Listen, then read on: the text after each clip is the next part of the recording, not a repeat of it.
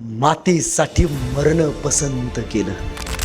कोणी सोसला हा यातनांचा नंगा नाच. इतिहास फक्त एकच नाव सांगतो, धर्मवीर छत्रपती संभाजी महाराज. पण राजा रडला नाही, राजा जगला स्वाभिमानानं. का? फक्त माझी पोरं अभिमानानं स्वाभिमानानं जगावीत आणि आमच्या पोरांच्या कपाळावरचा भगवा टिळा अभेद्य राहावा, फक्त यासाठी.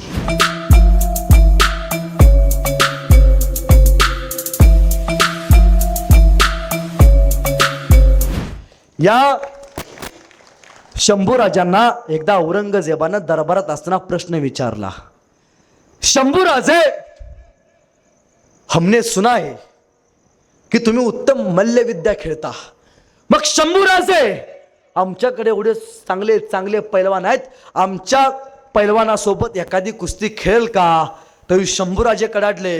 अरे औरंगजेब, तुझ्या दरबारात माझ्या लायकीचा एकही पैलवान नाही. सबब हे छत्रपती शिवाजी महाराजांचं रक्त होतं.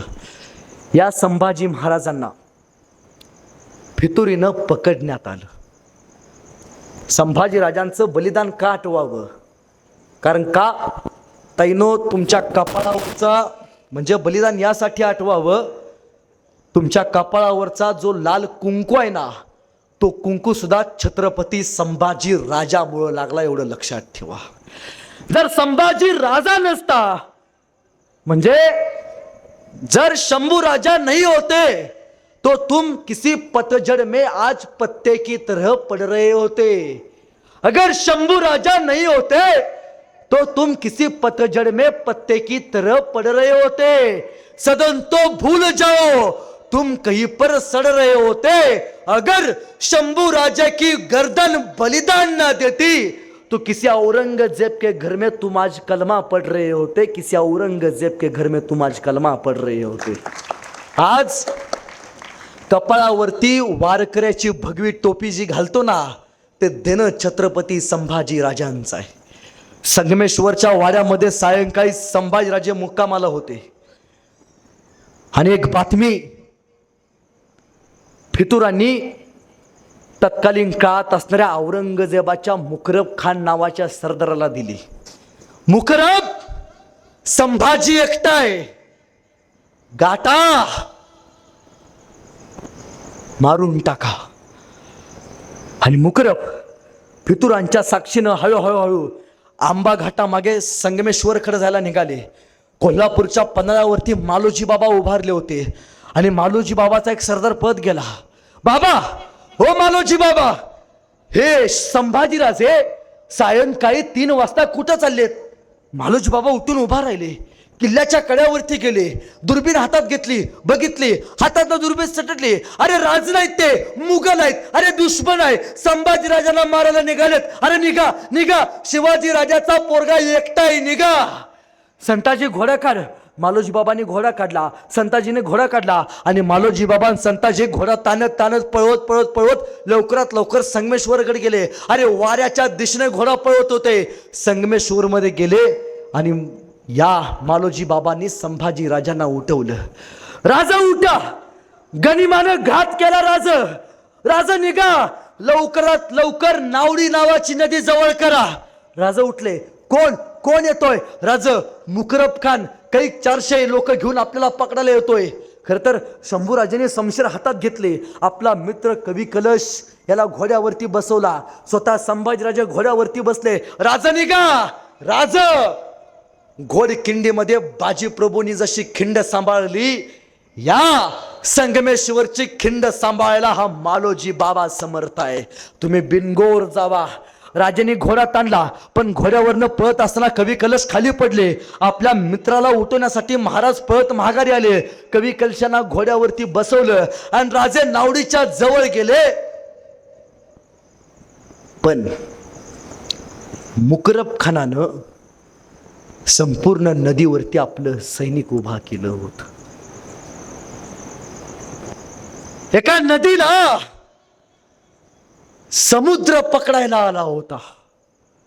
काठावरती होता शिवपुत्र संभाजी. एकच, लढून मरा, पाया पडून शरणागती पत्करा. पण संभाजीराजांनी मातीसाठी मरण पसंत केलं. आणि शंभूराजांनी संताजीला सांगितलं, पाखऱ्या नावाचा माझा घोडा घे. महाराजांनी गळ्यातली कवड्याची माळ काढली, संताजींच्या हातात दिली. संताजी, लवकरात लवकर रायगडावरती जा आणि सांग संभाजी राजांना गिरफ्तार केले म्हणून. संताजी घोड्यावरती बसले, जायला निघाले, पण महाराजांचा पाखऱ्या घोडा जाईनाच. अरे कसा जाऊ? आयुष्यभर राजा माझ्यावरती बसला, माझ्या सोबत युद्ध केला, माझ्या सोबतच अनेक लढाया जिंकला, त्या राजाला कसं सोडू? पळत होता, वाऱ्याच्या वेगानं जात होता, पण जाताना पाठीमाग पकडलेला संभाजी राजा बघत होता. आणि मुकरब ओरडला, खिच लो उसकी तलवार. आणि तलवारा काढल्या. सपासप युद्ध, हर पराभव, हर पराभव. अरे रक्त रक्त रक्त. एखादा समोर जायचा, शंभूराजांची फक्त समशेर फिरायची, 4 पावलं माग सरायचा. शंभूराजांना पकडायची कोणाची जिगर होईना. अरे कसं होईल? शिवाजी राजाचा लोक आहे तो. पण बळ तोकडं पडलं आणि संभाजी राजे गिरफ्तार झाले. इतिहासात जर तरला पर्याय नसतो. जर भरजी नाईक असते, तानाजी मालुसरे असते, बाजीप्रभू असते, तर काहीतरी आयुष्यात घडलं असतं. म्हणजे महाराज मिर्झा सोबत अडकले तहात, त्यावेळी आपल्याच माणसांनी सोडवलं. महाराज पन्हाळ्यावरती अडकले, त्यावेळी जिजाऊ सोडवायला गेला होता, पण संभाजी राजांना सोडवायला कोणीच मदत केली नाही. याचा अर्थ संभाजी राजांसाठी अखंड महाराष्ट्र फितूर झाला. दोर आणले, साखळदंड आणले, खिचलो उसकी तलवार. पण जवळ जायचे कुणाचं धाडस होईना. एखादा पाऊल पुढे टाकायचा, राजा फक्त वर बघायचा, 4 पावलं माग सरायचा तो. त्यावेळी त्या मुकरब खानाला कळालं, जगात सगळ्यांचा नाद करा, पण छत्रपती संभाजी राजा नावाच्या छाव्याचा नाद करायचा नाही, अजिबात नाही. पण फितुरीनं दोर आणले, साखळदंड आणले आणि मागून घेरावा घालून शंभूराजांना गिरफ्तार केलं. महाराष्ट्राचा सह्याद्री औरंगजेबाच्या तावडीत घावला आणि औरंगजेबाला बातमी कळाली, संभाजी राजांना पकडले. औरंगजेब खाली आला, गुडघ्यावरती बसला आणि नमाजाच्या रुकाता पडायला लागला. या अल्लाह रहम दल्ली, जिसको देखने को सपना था घेर लिया है उसको आज. आणि पहिला फतवा काढला, लाया जाए उसको शानो शौकत से, पहना जाए तख्ता कुल्हा. अरे आतापर्यंत अंगात राजाची कपडे घालून फिरला असेल, जनावराची कातडी बांधा. आतापर्यंत डोक्यावरती राजाचा जिरे टोप घालून फिरला असेल, डोक्यावरती विदूषकी टोपी घाला. आतावरती अंगात सोन्यांच्या मोत्यांच्या माळा घालून फिरला असेल, त्याला साखळी दंडांनी बांधा. आतापर्यंत हत्तीवरनं फिरला असेल, उंटाला उलट बांधा. आतापर्यंत आल्यावरती ढोल ताशे वाजले असतील, नगारे वाजवा. कळू द्या जगाला, आलमगीर औरंगजेब हिनं संभाजी राजा कैद केला आहे. मुकरब खानानं शंभूराजांना खरं तर त्या काळात घोड्यावरती बसवलं आणि मोगली रियासतीची कपडे घातली. आणि सायंकाळी लवकरात लवकर मुकरब खानानं अकलूज मध्ये त्याला संभाजीराजांना पोचवायचा प्रयत्न केला. का? कारण अकलूज हे औरंगजेबाचं आवडतं सगळ्यात मोठं शहर आणि अकलूज 60,000 औरंगजेबाच्या सरदारांनी उभा राहिलेलं शहर. सायंकाळी शंभूराजांना घोड्यावरती बसवलं आणि एक एक एक एक एक पायवाट काढत काढत काढत मुकरब खान अकलूजकडे जायला निघाला. अरे किल्ल्याच्या तटावरनं शंभूराजाला नेलं जात होतं, पण तटावरच्या धारकऱ्याला माहिती नव्हतं आपला राजा कैद झालाय. किल्ल्याच्या तटावरनं शंभूराजाला नेलं जात होतं, पण तटावरती उभारलेल्या धारकऱ्याला माहिती नव्हतं आपला राजा कैद झालाय. वारीला जाणाऱ्या वारकऱ्याला माहिती नव्हतं आपला राजा कैद झालाय. आणि सायंकाळी झोपे गेलेला माई माऊलीला सुद्धा माहिती नव्हतं कुंकू वाचवणारा संभाजी राजा नेला गेलाय. कळेपर्यंत संभाजी राजांना अकलूजपर्यंत पोहोचवलं. खरं तर संगमेश्वर ते अकलूज जर बसने जायचं म्हटलं तर 1.5 दिवस लागतो. मुकरब खानानं चालत हे अंतर अवघ्या 3 दिवसात पार केले. कुत्रा मागे लागल्यासारखा पळत होता. का? कारण आज ना उद्या मराठ्याला सोडवायचा प्रयत्न करतील. आणि जसं संभाजीराजांना अकलूजमध्ये पोहोचवलं, 60,000चा सेना सागर औरंगजेबाला मिळाला. संभाजी राजांना घोड्यावरनं खाली उतरवलं. शंभूराजांच्या डोक्यावरती घुंगरांची टोपी घातली, अंगात साखळदंड बांधले, जनावरांची कातडी नाचलेली बांधली आणि शंभूराजाला उंटाला उलट बांधून धिंड काढायला चालू केली. अरे कोणाच्या वाट्याला आली विटंबना, कोणी सोसला हा यातनांचा नंगा नाच. इतिहास फक्त एकच नाव सांगतो, धर्मवीर छत्रपती संभाजी महाराज. एखादा जायचा शंभूराजांच्या अंगावरती थुंकायचा, एखादा जायचा शंभूराजांच्या अंगावरती तलवारीनं नक्षीकाम करायचा, एखादा जायचा दगड घेतला संभाजीराजाला मारायचा. कोण कुणाच्या घरावर, कोण कुणाच्या घराच्या छतावर उठून बघत होते. अरे कसाय संभाजी, 9 वर्ष जन औरंगजेबाला धनगर एखाद्या मेंढपाळांना पळवतो ना तसं पळवलं. कसाय संभाजी. कोणीतरी यायचं, उंटाची शेपटी पिरगळायचं, उंट्या थया थया थया नाचायचा, अंगातले साखळदंड टोचायचे, बोचायचे, जागोजागी रक्त रक्त. हनुमानाला सेंदूर फासावा तसा रक्तानं माकला होता आपला संभाजी राजा. उशीतनं कापूस बाहेर काढावा तसा मांसाचा लगदा बाहेर काढला होता संभाजी राजांच्या अंगातनं. ढोल ताशे वाजवत वाजवत राजांची मिरवणूक बहादूर खानाचा गड बहादूरगडावरती आणला. आणि औरंगजेबाला बातमी कळाली, हुजूर काफर संभा आ गया. आणि उठून उभा राहिला. लाया जाए उसको, बहुत दिन से देखने को सपना था मेरा, लाया जाए. आणि संभाजी राजांना दरबाराकडे औरंगजेबाच्या घेऊन जायला लागले. शंभूराजांनी फक्त औरंगजेबाच्या दरबारात आत एक पाऊल टाकला आणि शंभूराजांना बघितलं, मासा तडपडावा तसा औरंगजेब कापायला लागला. खाली आला, हसायला लागला. औरंगजेबानं बघितलं, कधीच वाऱ्याला सुद्धा न घावणारा संभाजी राजा फितुरांनी साखळ दंडात बांधून दिला मुघलांच्या ताब्यात. गुडघ्यावरती बसला औरंगजेब.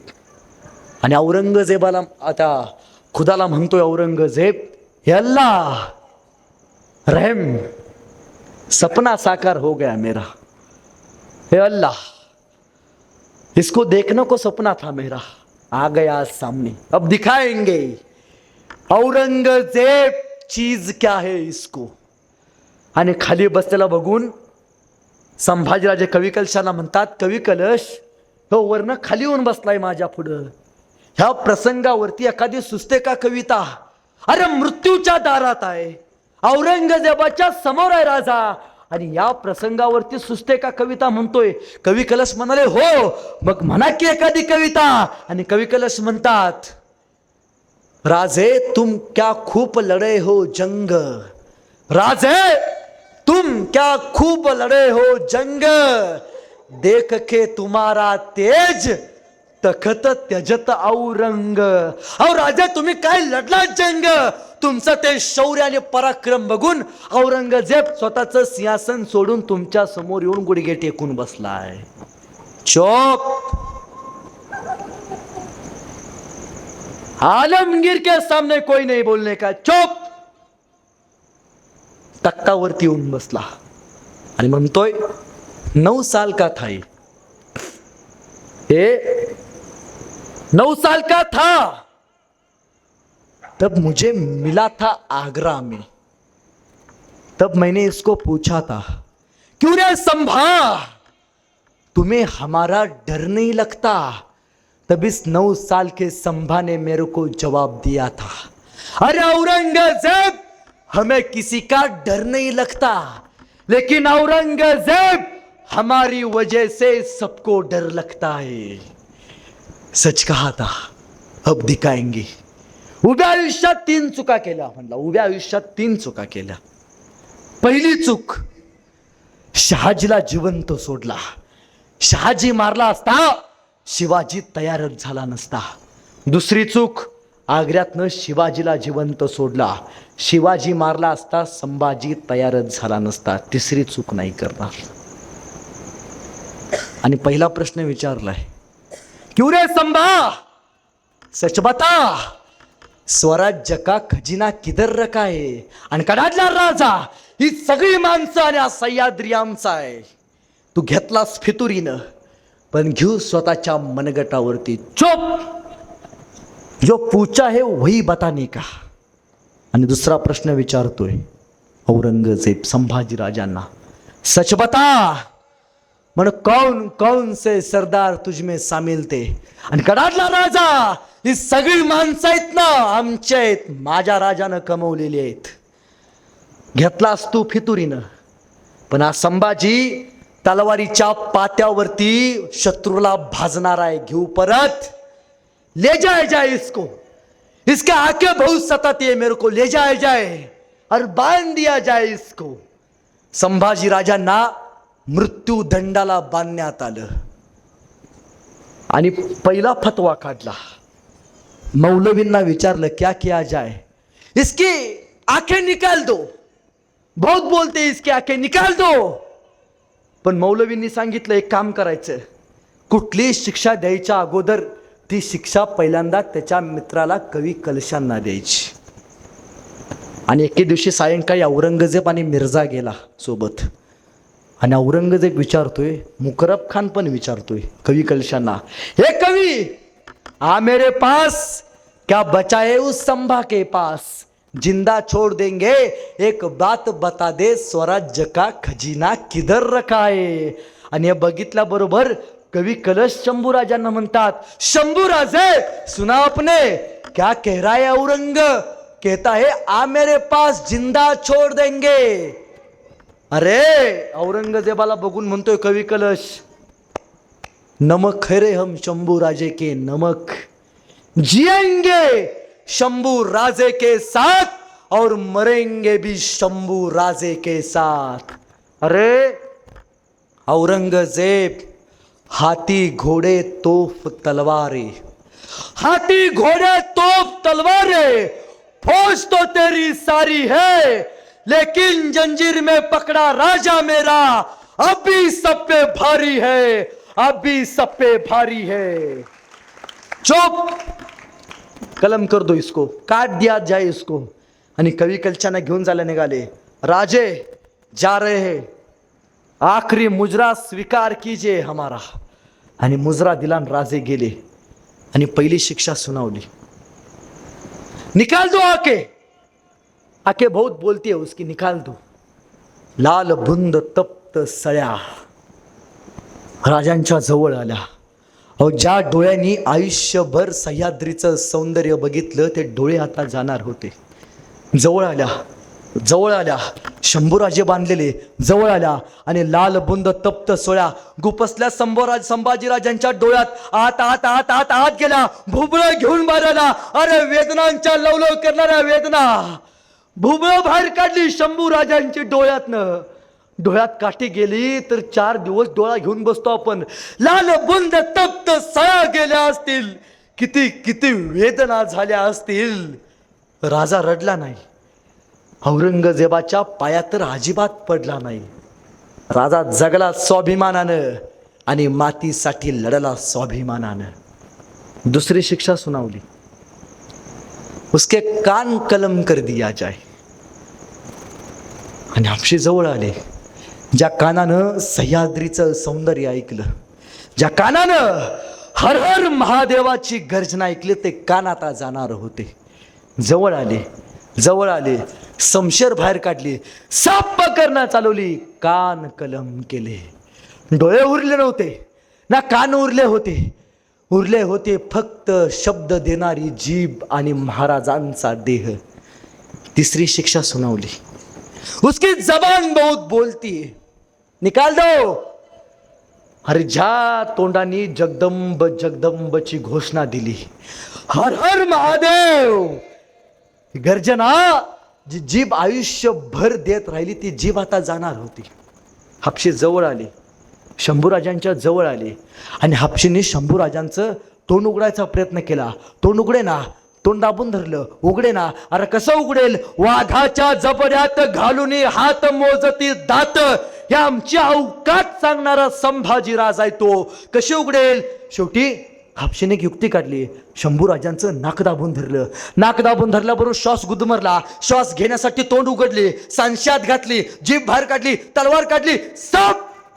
शंभूराजांची जीभ धडा वेगळी केली, ती सुद्धा खाली पडली होती, तयार नव्हती राजापासून वेगळं व्हायला. कोणीतरी यायचं, शंभूराजांचे हात हातात घ्यायचं आणि तलवारीनं हाताची बोटं कापायचं. कोणीतरी यायचं, राजाच्या गुडघ्याच्या वाट्या काढायचं, कुत्र्याला खायला घालायचं.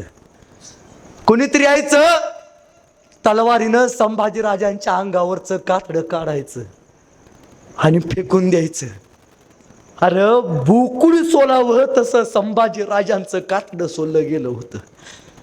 एक जण आला आणि त्यानं संभाजीराजांची डोक्याची केस उपडून धरली. असंख्य वेदना. अरे राजाच्या डोळ्यात बघायची जिगर होणाऱ्यांची न होणाऱ्यांची, त्यांनी सुद्धा संभाजीराजांच्या केसाला हात लावला. एक जण आला आणि त्यानं संभाजीराजांच्या अंगावरती मीठ चोळलं, वरून गरम पाणी ओतलं. अरे मासा तडपडावा तसा शंभूराजा तडपडायला लागला, पण राजा रडला नाही. राजा जगला स्वाभिमानानं. का? फक्त माझी पोरं अभिमानानं स्वाभिमानानं जगावीत आणि आमच्या पोरांच्या कपाळावरचा भगवा टिळा अभेद राहावा, फक्त यासाठी. आणि शेवटची शिक्षा सुनावली, उसको घोडे पर बांध दिया जाए. आणि आता कुठे घेऊन जायचं? संगमेश्वर पासून पुणे, आळंदीला कधी गेला तर ज्ञानोबारायांची समाधी आहे ताईंनो. त्या समाधीपासून अवघ्या 10 किलोमीटर अंतरावरती भीमा, भामा आणि इंद्रायणी या 3 नद्यांचा संगम आहे. आणि त्या संगमावरती वडुबुद्रुक तुळापूर नावाचं गाव आहे. बरं तिथंच का? कारण 3 नद्यांचा संगम हिंदू धर्मात पवित्र मानला जातो. शंभूराजांना परत उंटाला बांधलं आणि फरफटत फरफटत फरफटत संभाजीराजांना 100 किलोमीटर अंतरावरती वडूला आणलं, वधस्तंभाला बांधलं. फाल्गुन मध्य अमावस्या, महाराष्ट्राचा काळा दिवस. शंभूराजांची गर्दन कलम किया जाए. वारा स्तब्ध, पक्ष्यांचा किलबिलाट थांबला होता. जणू सह्याद्रीला कळालं होतं राजा आपला जाणार आहे आता. समशेरी आणल्या. शंभूराजाला डोळं भरून एकदा हापशीने बघितलं. वाघ कसा असतो त्यावेळी मुघलांना कळालं. समशेर बाहेर काढली, सप्प करना तलवार चालवली, संभाजीराजांची गर्दन खाली पडली. आपला छत्रपती मातीमध्ये देह टाकून बसला. शंभू राजांच्या तोंडातून एक वाफ निघाली. 40 दिवस 40 अनन्वित अत्याचार. 40 दिवस महाराजांना तडपडून अत्याचार करण्यात आले. आणि महाराजांच्या तोंडून एक एक वाक्य निघायला लागली. देहकलम झाला होता आणि महाराज मनातच म्हणत होते जाताना, आबासाहेब माझ्या डोळे नाही राहिले बरं का आबासाहेब. त्या मोगलांनी डोळे काढले हो माझे आबासाहेब. आबासाहेब कान नाही राहिले बरं का आबासाहेब. जीभ हसटली हो त्या मुघलांनी माझे आबासाहेब. येतोय तुमच्या भेटीला. आणि महाराजांच्या तोंडात एक वाफ निघाली. वाफेबरोबर माती आकाशात उंच उडाली. आणि उडणाऱ्या मातीला माझा संभाजी राजा सांगत गेला, अरे सांगा शिवाजी राजांना, तुमचा हा छावा मातीत नाही मेला, तुमचा छावा मातीसाठी मेला. अरे मातीत मरणारे कैक असतात, मातीसाठी मरणारे फक्त धर्मवीर छत्रपती संभाजी राजे असतात, हे सांगत गेला. कवी औरंगजेब म्हणतोय शंभूराजांचा मृत्यू झाल्यावरती, अरे अल्लाह हमने पाँव काट दिए उसके, उस संभा के हमने पाँव काट दिए, लेकिन उसने नहीं घुटने टेके हमारे सामने. हमने गर्दन काट दी उसकी, लेकिन उसने नहीं रहम की भीख मांगी हमारे सामने. हमने हाथ तोड़ दिया उसके, लेकिन उसने नहीं जोड़े हाथ हमारे सामने. हमने आंखें निकाल दी उसकी, लेकिन वो अमर है शंभू राजा. क्या होंगे बादशाह या मर जाएंगे ऐसे ही. त्यावेळी डोक्यावरची विदूषकाची टोपी काढली, आपली बादशाची टोपी काढली, त्यानं खाली ठेवली आणि म्हणतोय, जोपर्यंत अखंड महाराष्ट्रावरती राज्य करत नाही तोपर्यंत टोपी घालणार नाही. इथंच मेला संभाजीनगरला, खुलताबाद, तिथं त्याची समाधी आहे. 10 बाय 10ची समाधी सुद्धा दुसऱ्याखंड पैसे घेऊन बांधायला लागली, ही त्याची अवकात. पण शंभू राजा च्या नंतर संताजी, नंतर राजाराम महाराज, नंतर ताराराणी मासाहेब यांनी औरंगजेबाला 18 वर्ष राजाशिवाय, मी असं का म्हणतोय राजाशिवाय, कारण संभाजी महाराजांच्या मृत्यूनंतर संभाजी राजांच्या पत्नी श्री सखी रातनी जयती महाराणी येसूबाई 14 वर्ष औरंगजेबानं आपल्या कैदेत नेऊन ठेवलं होतं, माहिती. सोबत संभाजी राजांची मुलगी आणि शाहू महाराज संभाजी राजांचे सुपुत्र हे औरंगजेबाच्या कैदेत संभाजी राजांच्या मृत्यूनंतर 14 वर्ष होते. बायकोला पकडले, राजा मारलाय, राजाचा पोरगा कैद केलाय. काय झाली असेल महाराष्ट्राची अवस्था. पण नाही, या महाराष्ट्रानं संभाजी राजांचा बदला घेतला आणि औरंगजेबाची कबर याच मातीत गाडली. मरताना बादशाही पदाची पगडी त्याच्या डोक्यावरती नव्हती. जो महाराष्ट्राच्या नादाला लागतो त्याचा असा औरंगजेब केला जातो. पण याच औरंगजेबानं शंभूराजांची गर्दनीला भाला रवला आणि अख्ख्या गावातनं आपल्या राजाची धिंड वाजत गाजत काढली आणि इंद्रायणीवरती भाला नेऊन रवला. शेवटी एक रक्ताचा थेंब त्या इंद्रायणीत गेला.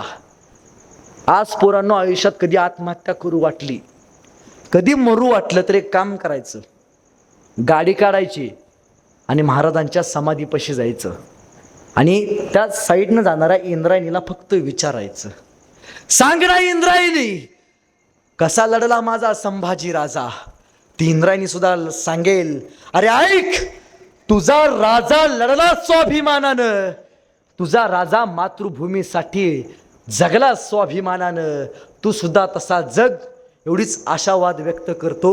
एक कवी मित्र एके ठिकाणी म्हणतोय, रक्त सुद्धा रडलं होतं माझा राजा गेल्यावर, रक्त सुद्धा रडलं होतं माझा राजा गेल्यावर थकला नाही कधीच तो, अनेक युद्ध केल्यावर जखमा सुद्धा म्हणत होत्या थांब राजा थोडं, जखमा सुद्धा म्हणत होत्या थांब राजा थोडं, हातात होती ढाल आणि पळत होतं घोड. अरे छत्रपती संभाजी राजांचं नाव ऐकून एकदा डोळे झाक आणि तुझ्या मार्गात आलेली संकट कापून टाक, तुझ्या मार्गात आलेली संकट कापून टाक. बराच वेळ झाले बोलतोय, शेवटचा फक्त अर्धा मिनिट घेतो. या इतिहासातनं काही ऐका अगर न ऐका, फक्त या इतिहासातनं एक गोष्ट शिका. 40 दिवस आपल्या राजानं यातना सोसलेत, फक्त 1 मिनिट माझ्यासाठी ऐका. आपल्या पोराला मोठं बनवा. तलवारीचा जमाना गेलाय, पेनचा जमाना आलाय. आपल्या पोराला शाळेत शिकायला शिकवा, लेकीला शिकवा. पण ताईंनो, मी तुमच्या भावासारखा आहे. आयुष्यात कितीही मोठे व्हा, किती पैसा कमवा, किती मोठ्या नोकऱ्या लागू द्यात, पण आयुष्यात अशी कुठलीच चूक करू नका की तुमच्या एका चुकीमुळे परमेश्वरासारख्या माझ्या आईच्या डोळ्यामध्ये पाणी येईल आणि भगवंतासारख्या माझ्या बापाला समाजामध्ये मान खाली घालून चालावं लागेल. एवढंच करू नका. आणि पोरांनो, आयुष्यभर जगा, स्वाभिमानानं जगा. जगावे परंतु कीर्ती रूपी उरावे. आपल्या मृत्यूनंतर किंवा आपल्या जन्मात सुद्धा लोकांनी आपलं नाव काढावं, एवढं आपलं सुंदर जगणं असावं.